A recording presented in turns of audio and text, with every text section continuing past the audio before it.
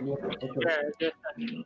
Esta pantalla es la pantalla de esta UML. Usted lo puede descargar y como podemos usarlo como evaluación, no tenemos que comprarlo ni registrarnos y podemos hacer algunas cosas muy sencillas. Yo solamente quiero que usemos esta UML para representar nuestras clases de forma, en este caso, utilizando el lenguaje. Pero también podríamos hacerlo manual.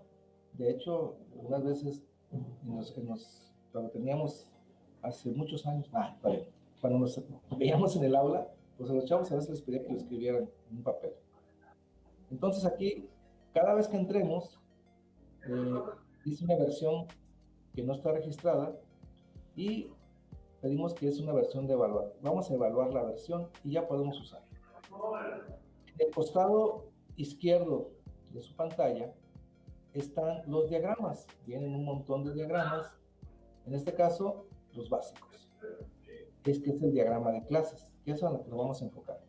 Bueno, puedo ver que tengo clases avanzadas, paquetes, estructuras, instancias, somos objetos, anotaciones, y podemos manejar algunos elementos, pero solamente vamos a ir a lo básico, que son los diagramas de clases. Aquí viene la clase, la interfase, la asociación, la dirección de asociación, podemos poner una dirección, la agregación, la composición, la dependencia, la generalización y la interface de la relación. Interface, que son otros elementos que vamos a usar también. Pero ahorita nos vamos a enfocar solamente en el diagrama de clases.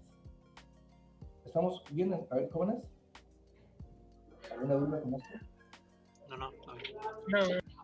Vamos a empezar con diagrama de clases. El diagrama de clases, vamos a dar clic sobre, bueno, está URL, aquí dice no está registrado porque no he salvado el archivo. Ya cuando salva el archivo, aquí va a aparecer el nombre del archivo que estamos trabajando.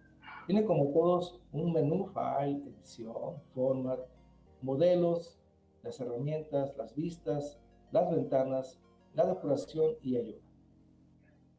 Tiene otros elementos, podemos manejar extensiones, manejar diagramas tipo Summarize y manejar algunos otros elementos y compartir las vistas. Pero te digo, vamos a usar solamente lo básico. En esta parte inferior, si alcanzan a ver esta parte inferior que es un cuadro pequeño, ¿pones? Sí, me gustaría que esta parte pequeña me permite ver el área visible en pequeño. Puedo ver el área visible de todo mi cuadrícula que estamos manejando. Entonces, si yo quiero manejar la clase, vamos a ir con la clase que nos quedamos. La clase les dejé profesor, estudiante, ¿verdad? Entonces vamos a ir, doy clic a la clase y ya puedo aquí, al estar seleccionado el bloque de clase, puedo con el clic derecho extender ese rectángulo y aquí me va a dibujar una clase. Y me pone una gran cantidad de herramientas, solamente vamos a usar tres elementos de esas herramientas. Bueno, algunas más, pero al principio estas tres. Lo primero es el nombre de la clase. ¿Cómo dijimos que se llamaba la clase? ¿La tienen ahí a la mano? ¿La que hicieron, por favor? Profesor, ¿se llama? Entonces, por ahí, por favor, una tarea de investigación que no me van a entregar, ¿saben?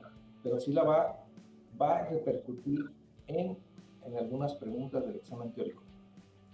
Me van a investigar, ya a lo mejor algunos la tienen, pero la necesito, la convención que los desarrolladores de Java usan para escribir nombres identificadores de cualquier cosa.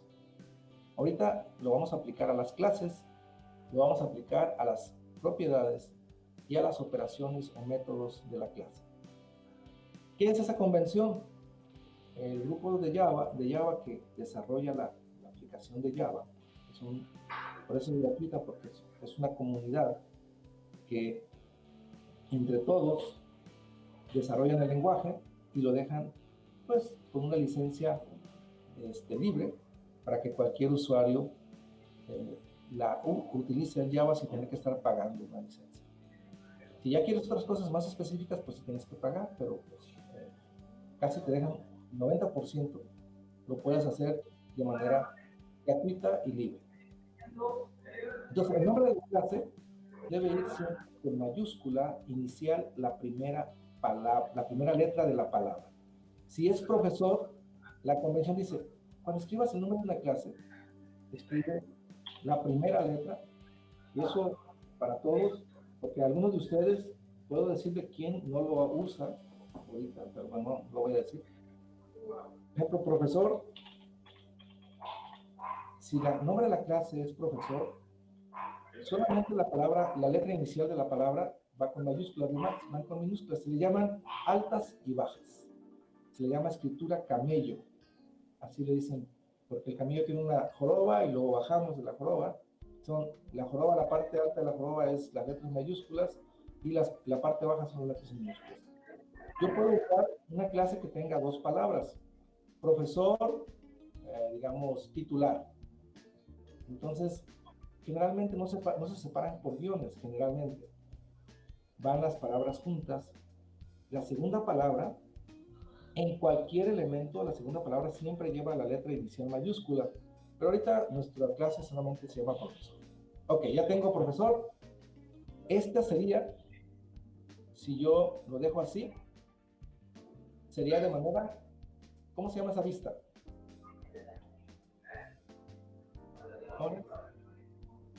Conceptual. Ahí está, la clase profesor. Yo puedo poner la otra clase, ¿cuál era? ¿Cómo le pusimos a la otra clase? Alumno.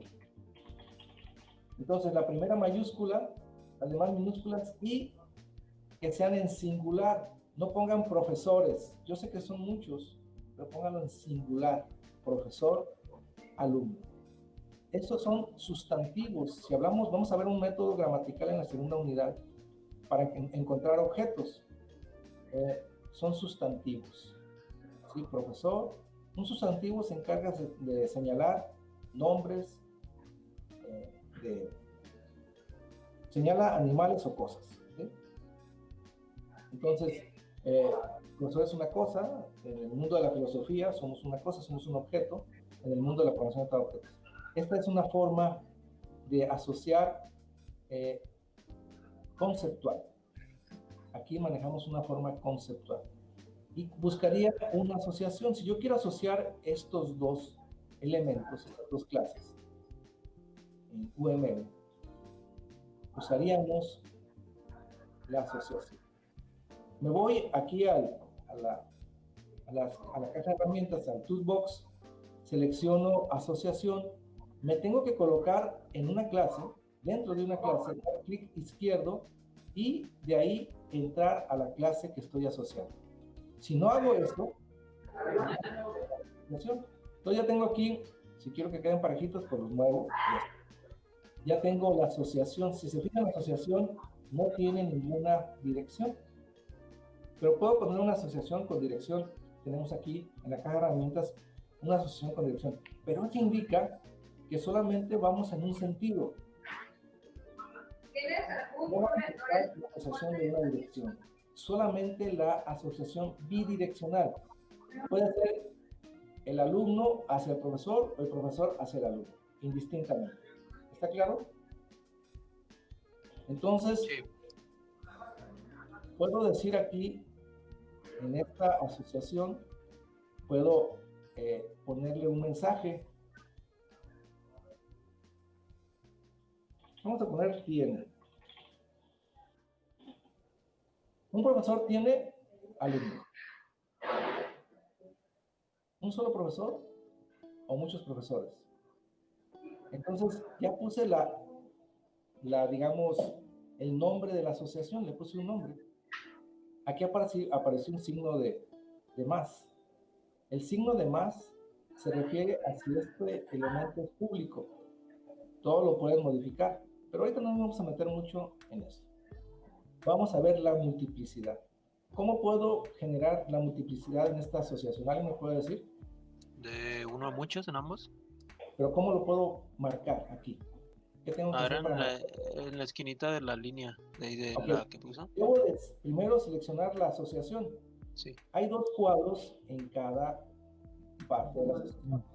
Cuando la mano, o sea, el cursor se cambia a una mano, entonces aquí puedo yo dar un clic, ¿sí? Doble clic, y me aparece ahí la posibilidad de manejar un nombre, de ponerle información, pero vamos a irnos a lo más simple. Voy a ponerle aquí un valor. Aquí, en esta parte, yo quiero manejar la multiplicidad. La puedo poner directa o puedo usar la que me presenta el software. Ahí dice multiplicidad, le doy clic, me dice de 0 a 1, de 1, de 0 a muchos, de 1 a muchos o muchos. No quiere decir que sea nada más esa, yo puedo poner otra. Sí, ahí tengo un cuadro especial para ponerlo, pero voy a poner muchos. Entonces, muchos profesores tienen, ¿qué? Muchos ¿Cuántos alumnos. alumnos? Puede En ser el, en uno, el, ¿no? Uno a muchos, puede ser uno. pero en el caso de nuestra institución, del nivel superior, del sistema, yo puedo tener, vamos a ver, si yo lo leo así, muchos profesores pueden tener muchos alumnos. ¿Sí es cierto o no? Así en Sí. términos muy generales. Sí, A ver, sí. el departamento de sistemas, un maestro puede tener muchos alumnos, un maestro. Pero muchos alumnos pueden tener muchos profesores.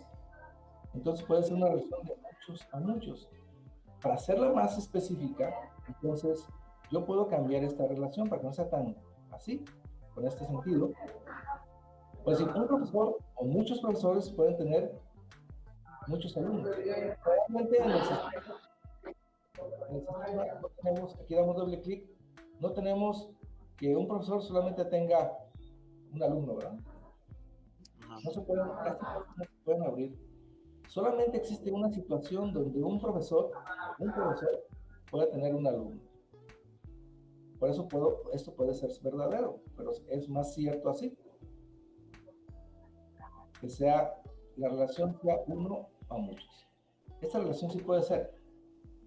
Yo tengo un alumno en residencia profesional.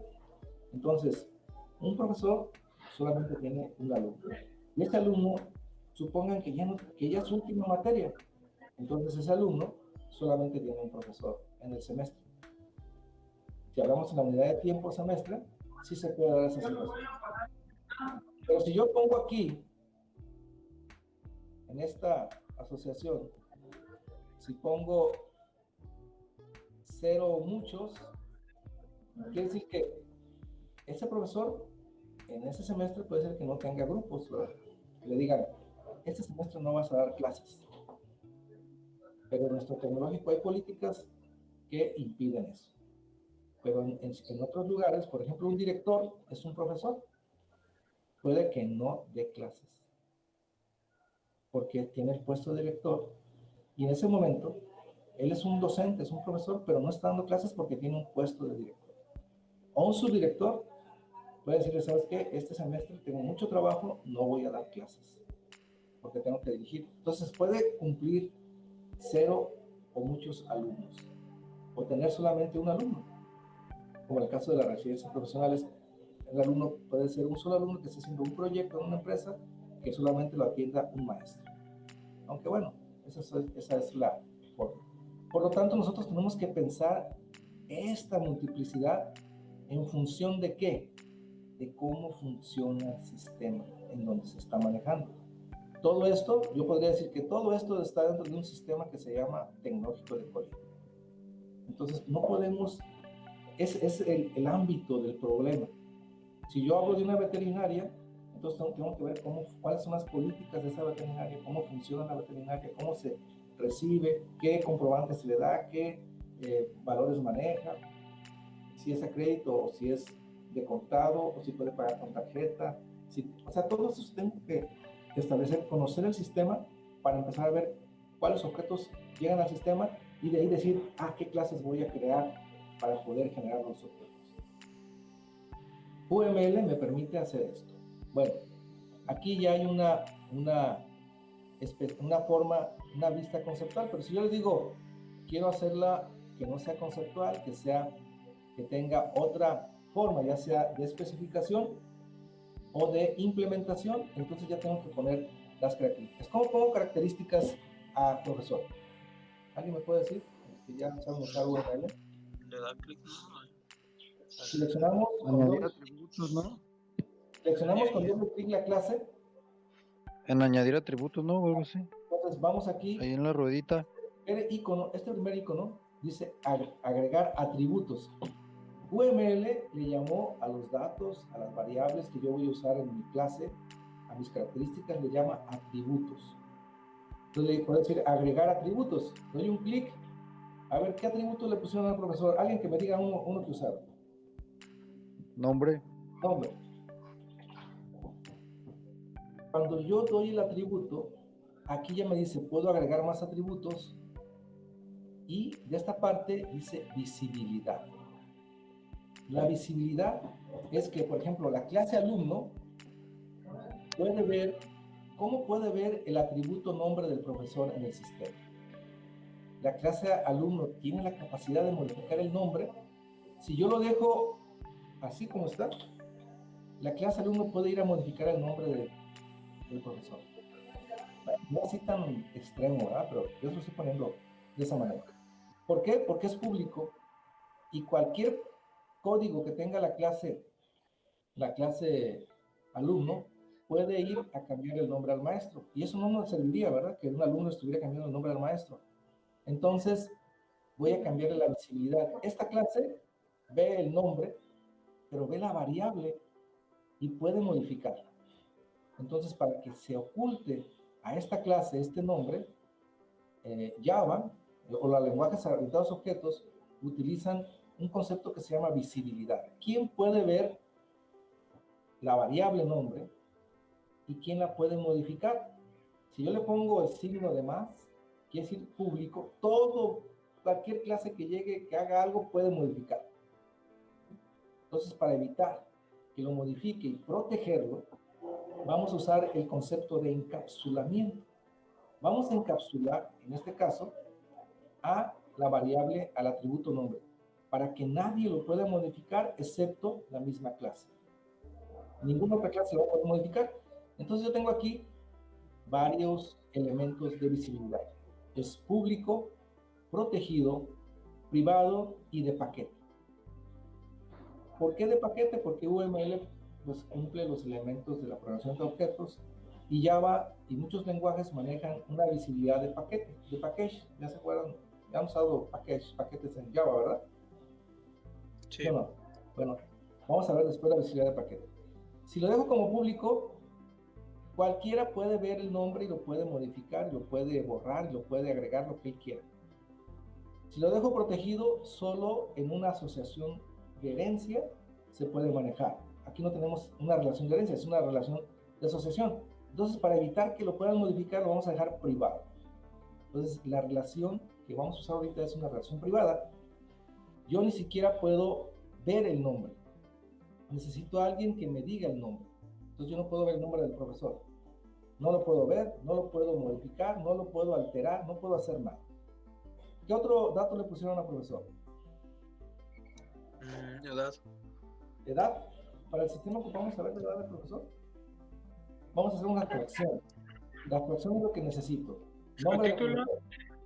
El título, pues a lo mejor no lo ocupo para esta clase. El título. A ver, dígame otra característica. Número de control. Ah, entonces tiene una clave, un ID. ¿Sí? Vamos a poner ID del profesor. ¿Sí? Y va a ser también privado. ID es el identificador del profesor. Por ejemplo, yo tengo una clave en el tecnológico, recursos humanos. Con esa clave me encuentra bien rápido. O puedo usar si no quiero usar un ID, por decir algo aquí, podemos usar algo más general. Por ejemplo, el CURP. El CURP del profesor. Y con su área, porque nadie tiene un CURP diferente. O Departamento. Nosotros en el tecnológico usamos más el registro RFC, Registro Federal de Contribuyentes. Pero generalmente en las bases de datos se usa un ID, con ese identificador debe ser único. Puede haber muchos nombres repetidos, puedo tener un homónimo en mi escuela que se llama Sergio Rafael Reño Fuentes, que no seamos ni parientes, pero no puede haber un RFC igual, no puede haber un CURP igual. Y si yo hago una clave del profesor, pues debe de haber una clave única. Entonces el RFC, o como lo hicimos hace un momento, el ID, pueden dejarlo hasta así, ID es el identificador del profesor. Ok, ya lo tenemos ahí. ¿Qué otra cosa? Departamento. ¿En qué departamento está trabajando? Entonces, vuelvo a hacer lo mismo y le digo aquí, si quiero agregar propiedades, solamente doy clic dentro del área de propiedades del estado y ya puedo agregar. Entonces, departamento. Y también lo pongo como privado. ¿Qué otro dato puedo ponerle? Puesto, si es director, secretario o profesor normal. Ajá, puesto, vamos a ponerle un puesto. Y lo ponemos también como privado. Vamos a dejarlo hasta ahí. Podemos tener muchas más especialidades, no sé, antigüedad, pero ahorita vamos a dejarlo hasta ahí. Me interesa para dar clases. ¿Cuál es la diferencia de escribir las propiedades, en este caso que le llamó atributos UML, a el nombre de profesor? ¿Qué diferencia le ven? La clase por default es pública y no se escribe que sea pública.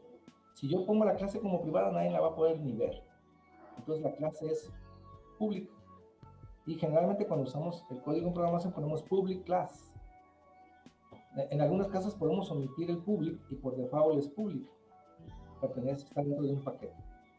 Pero en la escritura, ¿qué diferencia hay en la escritura de profesor y de los atributos? ¿Tiene alguna diferencia? Que no comienza con minúscula, con mayúscula. Entonces, todos los atributos y los métodos deben iniciar y mantener la primera palabra con minúsculas. Si yo aquí le agrego dos palabras, ID, profesor, la segunda palabra siempre va a iniciar con mayúscula. Yo les voy a pedir que por favor usen este esquema para que lo escriban. No los voy a reprobar por no usarlo, porque no es sintácticamente incorrecto, solamente es una convención. ¿Qué significa una convención? Que se pusieron de acuerdo los llaveros, así se le llaman los que son amantes del Java. Se pusieron de acuerdo y dijeron, así hay que escribir. Para cuando yo vea eso escrito en un código, yo sé que estás hablando de una variable. Las variables, atributos de una clase, variables de un método, variables comunes y corrientes, todas van con minúsculas la primera palabra. La segunda palabra, si quieres decir precio neto, es una variable, es un tipo entero, tipo doble, precio neto, entonces precio va a ir con minúsculas y neto, la inicial de la palabra neto, va a ir con mayúsculas y no ocupas ponerle guiones. Los llaveros generalmente no usan guiones para manejar. Las clases van con mayúsculas. Los métodos se escriben exactamente igual que los atributos, solamente que se diferencian porque los métodos forzosamente deben tener un paréntesis. Por eso se diferencia que es un método. Y hay variables que van a ser con minúsculas, aunque no pertenezcan a una clase, y hay constantes. Y todas las constantes, los llaveros las escriben todas con mayúsculas. Y generalmente ahí en las constantes sí pueden utilizar guiones para separar, o también todo pegado, ¿no? ¿Vamos bien hasta aquí? Vamos a agregar ahora algunos métodos. Sí. Algunas operaciones. UML le llama operaciones y para eso vamos a irnos al siguiente. Si fijan, nada más estamos usando el primero, que son atributos, el segundo, icono, que son operaciones, y el de visibilidad, esos tres. Vamos a ir a operaciones. Dice operación, por default ya te pone un paréntesis aquí. Aunque aquí empieza con mayúsculas, no sé por qué, la palabra operación, nosotros vamos a manejarla con minúsculas. ¿qué método le pusieron o qué operación le pusieron a su profesor? A ver, Luis, Raúl, ¿segura?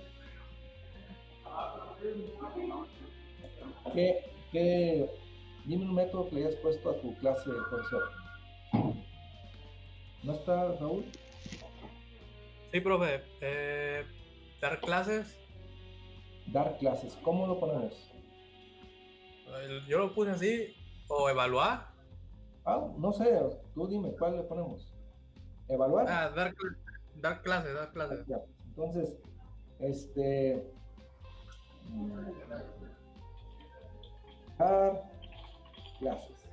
se fijan, está formado por dos palabras y también aquí podemos decir, bueno, si va a ser público, si va a ser privado, tiene también, los métodos también son visibles. Quiere decir que el alumno puede ver los métodos. El método es la forma donde yo pongo un algoritmo para manipular los datos de la clase o algunos cálculos que tenga que hacer esta clase. Por lo tanto, por default, se pide que todos los métodos sean públicos, porque es la forma en que se va a comunicar una clase con otra, a través de los métodos. Pero los métodos deben ser públicos, jóvenes. ¿Puedo usar métodos privados? Nadie los va a poder ver, excepto la misma clase. Cuando el método que yo voy a usar, solamente quiero usarlo internamente en mi clase y en el código de mi clase, lo puedo poner como privado.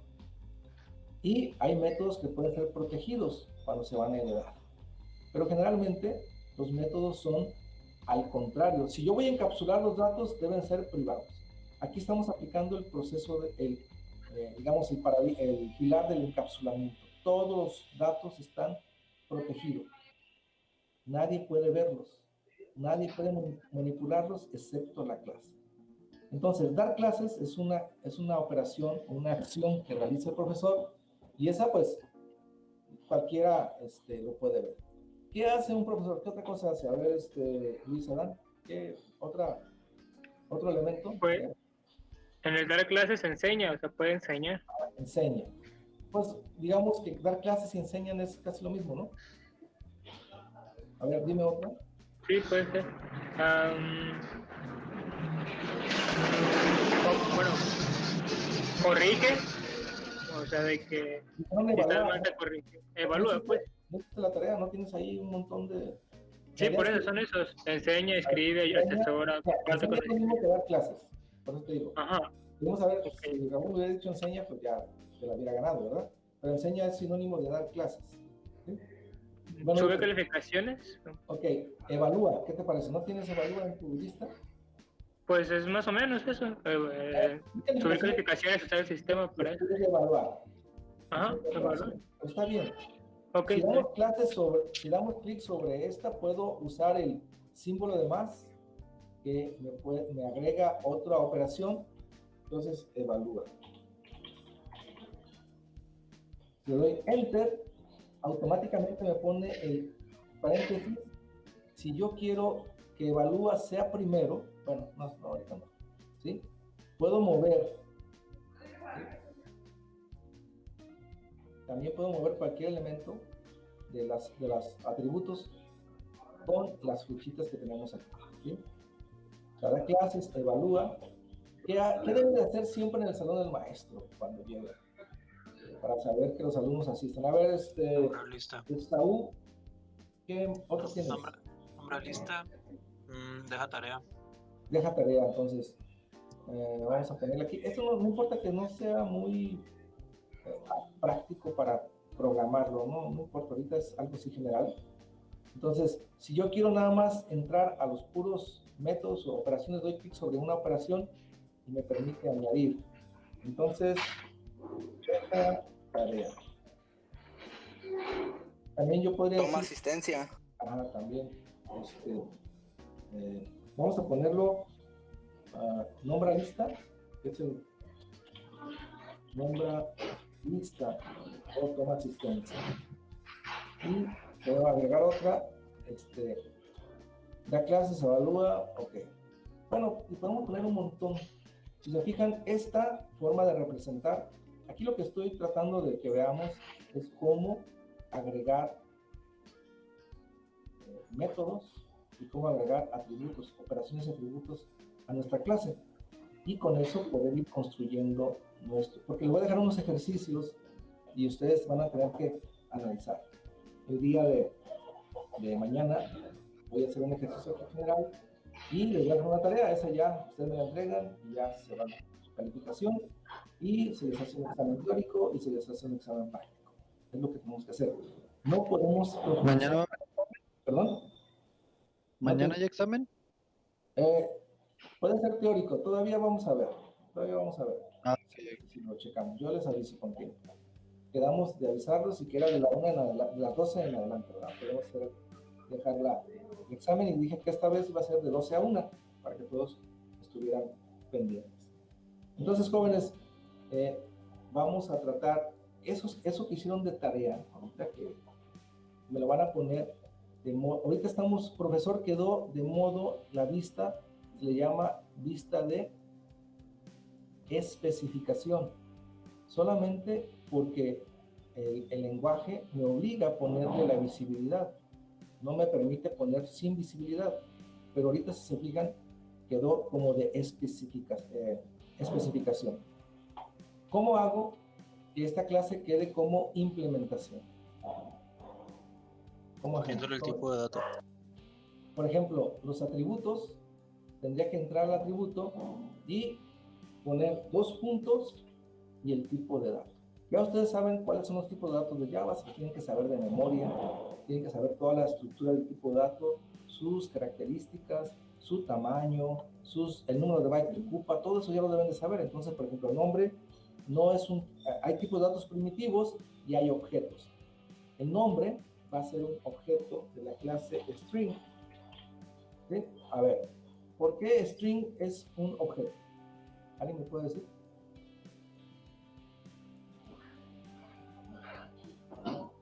¿O por qué string no es un tipo de dato primitivo?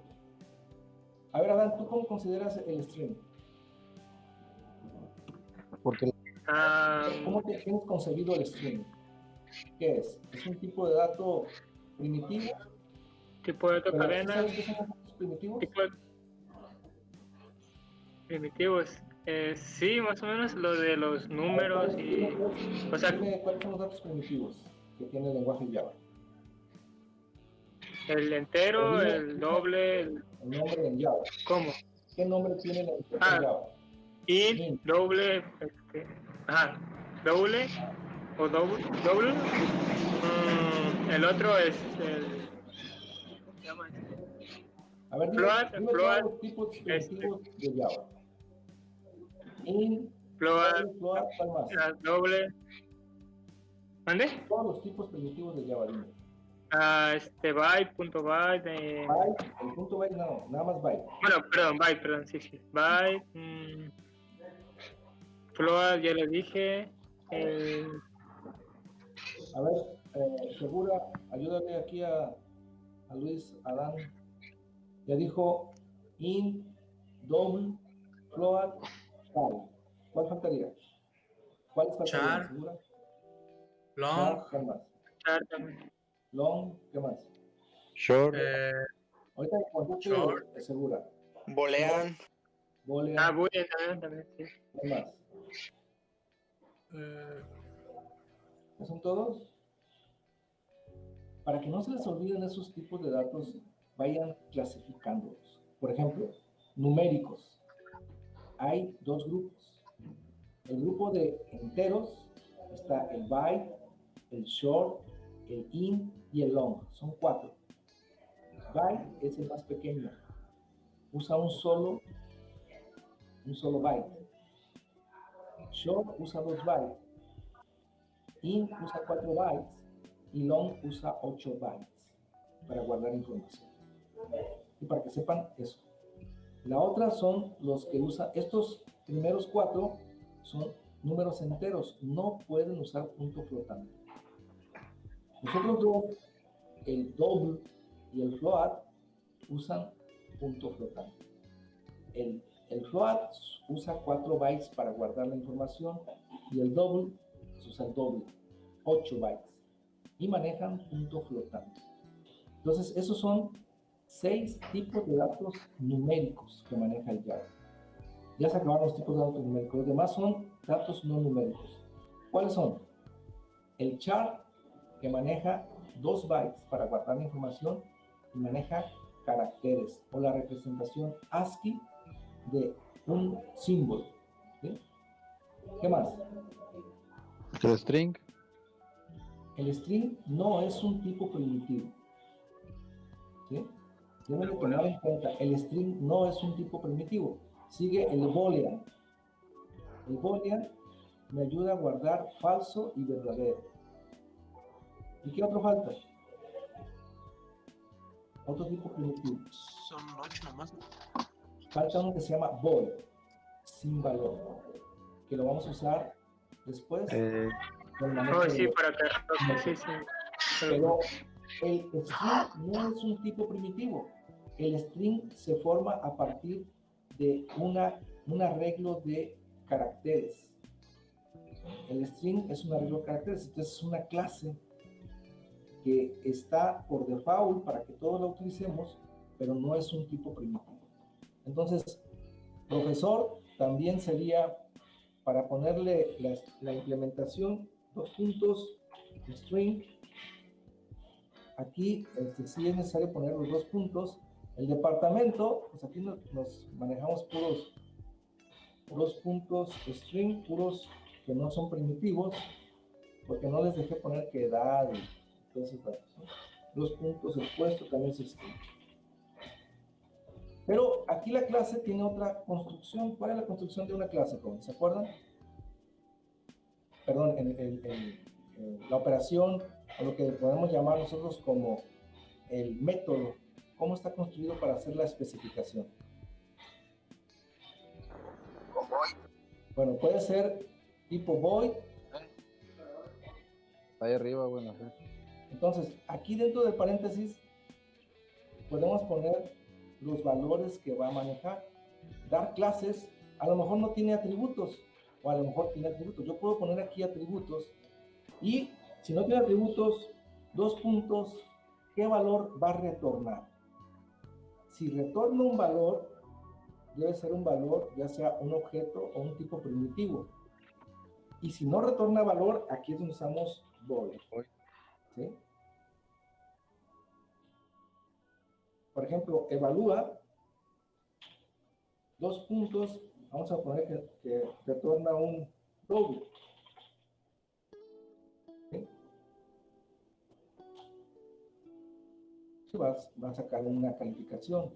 Dejar tareas, podemos dejarlo como void. Oh, perdón, aquí ya no me aceptó porque se fijaron que no me aceptó porque puse punto y coma. Debe ser 2 puntos, la sintaxis es 2 puntos. Y nombrar lista, 2 puntos. Cuando los métodos, ustedes ya vieron métodos en la materia fundamentos de programación, unidad 5, los métodos retornan un valor void cuando, perdón, usan void cuando están diciendo que no voy a regresar nada. Yo voy y llamo a este método y simplemente el método me dice algo. Entonces, les voy a pedir que revisen una lección que se está empezando ahí en el módulo, que no habla de esto, pero estamos trabajando un poquito con lo que es las clases. No sé si tengan alguna duda, jóvenes. No. ¿No hay ninguna duda? No, pero está bien. No, Sí, está bien. puedes subir la presentación. ¿Esta que hicimos? No, la presentación. No, esto ya la pasé. Lo de la presentación que puso al inicio. Ah, sí la voy a subir. Para que la tengan Porque gracias. Muy bien. para que vean algunos aspectos teóricos. Nada más la voy a poner así la presentación como un video. Entonces, jóvenes, continuamos mañana. Revisen si hay tareas, si hay alguna información y esperemos terminar el día de mañana con esta revisión rápida de UML